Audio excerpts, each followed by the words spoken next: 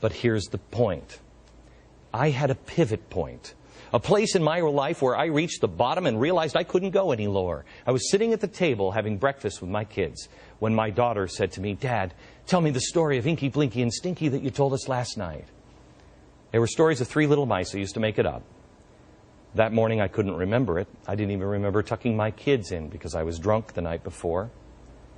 And I had a blackout. I told them, "You see how much you can remember." I had to lie to my kids.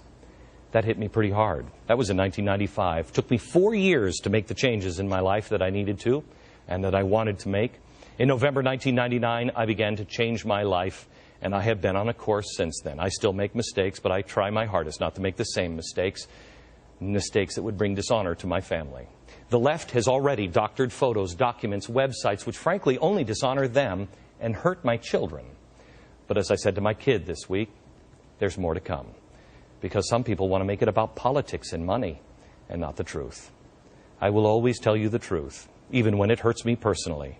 You do the same thing. It was just over 225 years ago that 56 men said this, "And with firm reliance on divine providence, we mutually pledge to each other our lives, our fortunes, and our sacred honor." They won't give honest answers to honest questions. I, for one, will give up everything. While we're waiting for those honest answers, perhaps we should have a debate about what kind of America we're going to live in, what kind of change we really want, out in the open, not under the cover of darkness. Hey, mainstream media, where were you on this story before the resignation? You were silent. Glnn breaks it down next.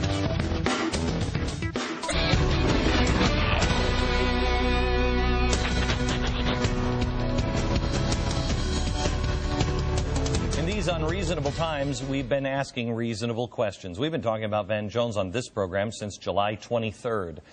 But if you were looking to hear or read his name in the mainstream media, oh, you'd have a long, long time to wait. Obama's new green czar, Van Jones. This is the guy who is a self-avowed communist, and he is in the Obama administration.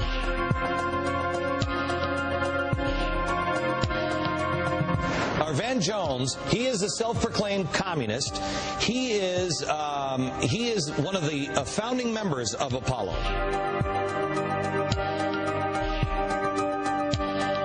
Here's Van Jones. He was a black nationalist. He came out an anarchist and a communist. Now he's our green job czar.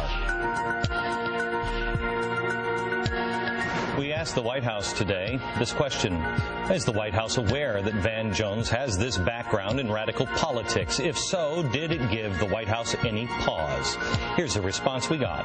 Mr. Jones is entirely focused on one policy goal: building clean energy incentives. Gosh, that doesn't seem like an answer to that question. Where is the true outrage from anyone in the media? We have shown you some amazing, frightening facts, and the White House hasn't challenged any of it. Why would the White House waste their time, on something like this when liberal bloggers are doing their best to defend Van's good name? I mean, we found all of this stuff. Hey, ABC, NBC, well, I know where NBC is. CBS, where the hell are you? CNN, where are you? We have laid this case out before you for several weeks, and we didn't just tell you these things. We showed you the video in their own words.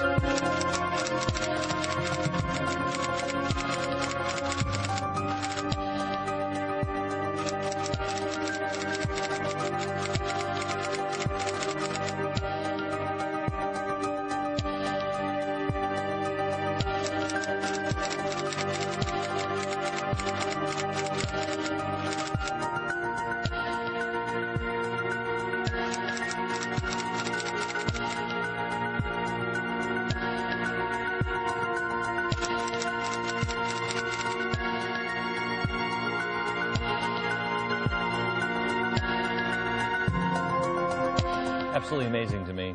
Absolutely amazing to me. Do they care about politics or the rule of law and the Constitution? Byron York, he is the chief political correspondent for the Washington Examiner. He's also a Fox News contributor. Byron, the media is, I mean, how do you explain that? Well, you know, this is not the first time they've ever done this.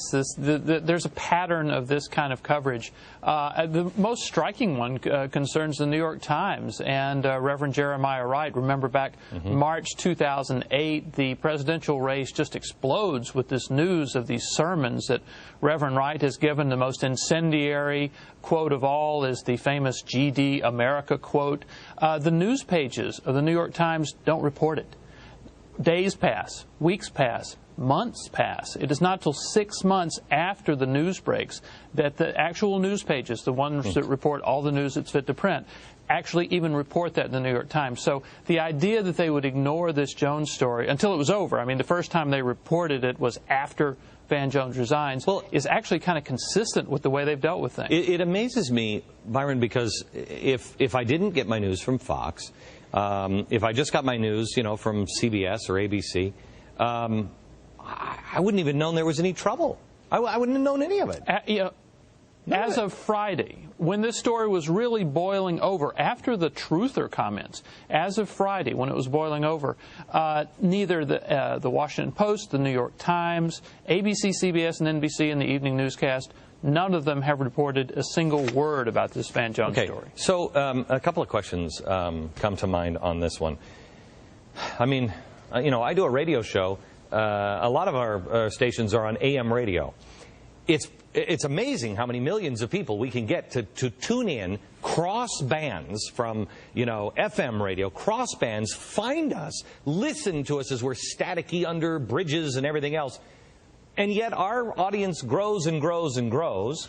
And the New York Times, they keep getting smaller and smaller and smaller, and they blame it on that nobody reads the newspapers anymore. It's not the delivery system. It's the fact that they're completely out of touch with the American people. Yeah, they are shrinking. Now, there was a day, and it really wasn't all that long ago, when a very, very small number of news organizations, New York Times, Washington Post, NBC, and CBS, basically, set the whole agenda of news. And, you know, producers at the network newscasts in New York sat around, read that morning's New York Times, then decided what to illustrate on their newscasts. You just can't do that anymore. So the days when they could actually stifle a story, when they could quash a story by simply ignoring it to death, that's gone. So let me ask you this, because I think a few outlets played a role in this. We played a role in this. Talk radio played a role in this. But I think the Internet and Twitter also played a big role in this. This is the kind of stuff that the new regulatory czar, Lloyd, wants to shut down. He wants to make sure that everything is controlled by the government. You know, I think one important thing to point out here is that a lot of this stuff was not deep investigative reporting. It was right there to be found. You know, Jones had talked about his becoming a communist in an interview with a newspaper called the East Bay Express in Oakland, California in 2005. It was right there for anybody to read. So the thing that made this news spread, even though the major news organizations were ignoring it, was the fact that it was so easily accessible on the Internet. So, Byron, what happens to our republic when they intimidate or shut down people like me or people like you? Well, you have to. The critical thing is not any individual, but is that Internet, that source of information. I mean, go back to the Dan Rather story on George W. Bush's military records. In an earlier day, CBS would have broadcast that, would have showed what appeared to be pictures of legitimate documents. Everybody would have watched it and accepted. Because of the Internet, they were able to see that they were phony. So that is the key. Yeah, and that is one